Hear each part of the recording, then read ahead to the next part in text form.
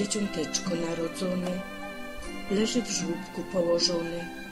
Maryja mu śpiewo, a Józef pogrzywo. Baranki mu tam chuchają, troszkę ciepełka dowają, osiołek i wółku pomocy, w dechu mają więcej mocy. Aniołowie się radują, Gloria, Gloria wyśpiewują, pastuszki już tam klękają, na Jezuska zaglądają.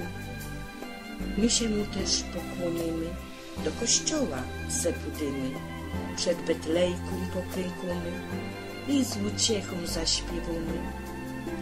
Jezusiczek nam się rodzi, przeca wielkiej chwały godzin, chociaż wielki, to maluszki, nie było doń ni pieluszki, ani fajnej kolybeczki do przykryciu deczki.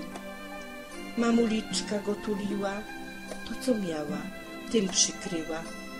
Józef ich wachował, przeca Boże dziecię będzie chował. I łoba z Maryją dzieciątko piastują. Króla świata wszego do serduszka tulą. Aniołowie z nieba na ziemię spurgnęły, nad Betlejką lichą piecza rozciągnęły. Jasność ze nie bije na calutki świat, pomboczek się rodzi, to nasz król i brat.